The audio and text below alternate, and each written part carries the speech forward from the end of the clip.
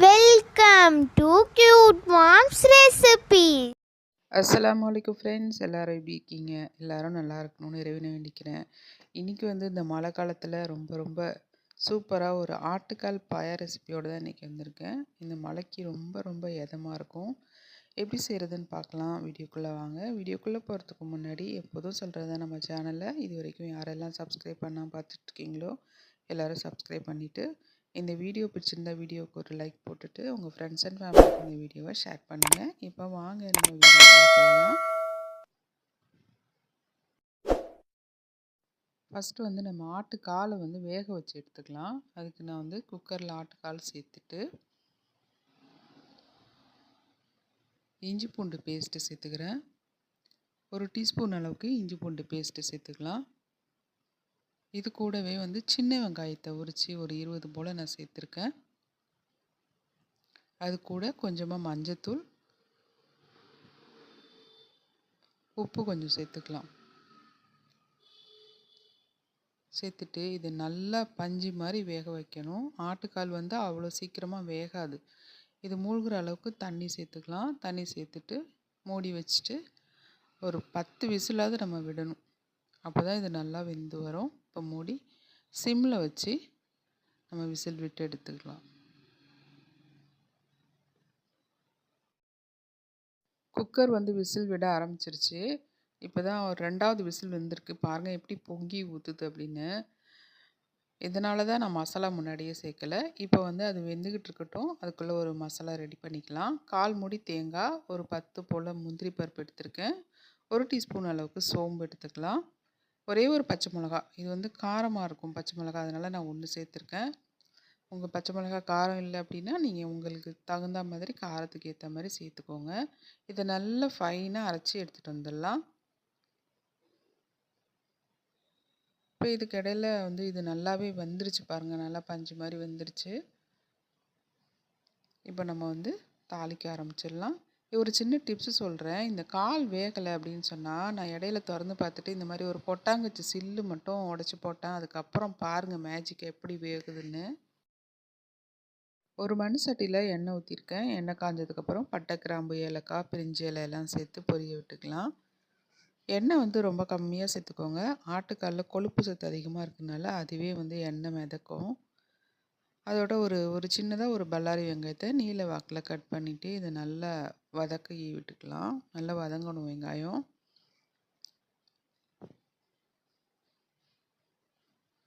நான் முன்னாடியே ஜீரகம் சேர்க்கணும்னு நினச்சது மறந்துட்டேன். அதனால் கொஞ்சமாக ஜீரகம் சேர்த்துக்கலாம். இப்போ ஒரு 1/2 டீஸ்பூன் அளவுக்கு மட்டும் இஞ்சி பூண்டு பேஸ்ட்டு சேர்த்துக்கலாம். ஏன்னா முன்னாடியே நம்ம சேர்த்து தான் வேக வச்சுருக்கோம். அதனால் கொஞ்சமாக சேர்த்துக்கலாம். ஒரே ஒரு தக்காளி கட் பண்ணி சேர்த்துக்கலாம். தக்காளி அதிகமாக சேர்க்காதீங்க. ஏன்னா இது ஆட்டுக்கால் பாயா வெள்ளை கலரில் தான் இருக்கும். தக்காளிலாம் அதிகமாக சேர்த்தோம் அப்படின்னு சொன்னால் அதோட நிறமே மாறிடும். இதுக்கு காரம் பச்சை மிளகாவுடைய காரம் மட்டும்தான் இருக்கணும். மிளகாய்த்தூள் கூட அதிகமாக சேர்க்கக்கூடாது. கொஞ்சமாக தான் சேர்க்கணும். இப்போ மல்லி புதினா சேர்த்துக்கிறேன். இது நல்லா பச்சை வாசம் போகிற அளவுக்கு நல்லா வதக்கி எடுத்துக்கலாம்.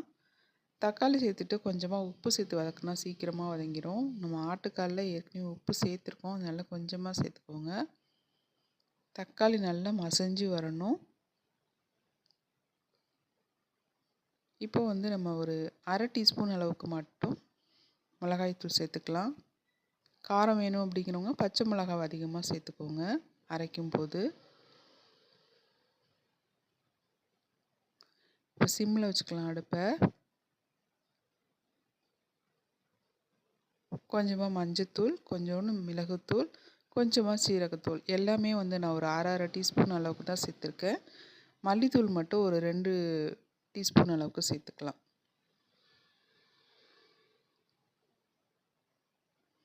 அப்போ தான் பாயா நல்லா கெட்டியாக இருக்கும். இப்போ வதக்கி விட்டுட்டு இதில் நம்ம வேக வச்ச அந்த ஆட்டுக்காலை சேர்த்துக்கலாம் அந்த தண்ணியோட.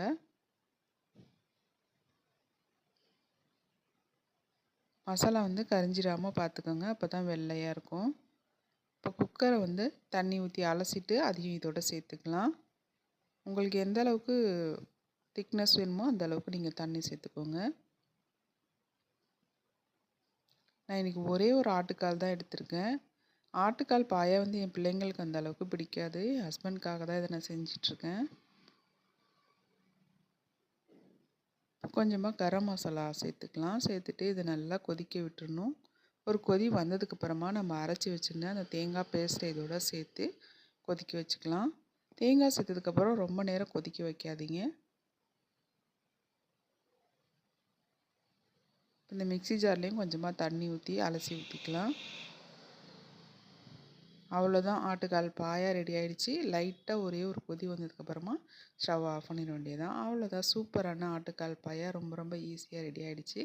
இந்த ரெசிபி உங்களுக்கு ரொம்ப ரொம்ப பிடிச்சிருக்கும் அப்படின்னு நினைக்கிறேன். பிடிச்சிருந்தால் லைக் போடுங்க. உங்கள் ஃப்ரெண்ட்ஸ் அண்ட் ஃபேமிலிக்கு இந்த வீடியோவை ஷேர் பண்ணுங்கள். தேங்க்ஸ் ஃபார் வாட்சிங். மீண்டும் ஒரு நல்ல ரெசிபியோடு அடுத்த வீடியோவில் சந்திக்கலாம்.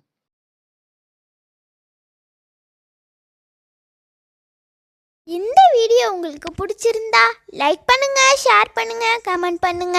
மறக்காம நம்ம சேனலை சப்ஸ்கிரைப் பண்ணிக்கோங்க. தேங்க்ஸ் ஃபார் வாட்சிங்.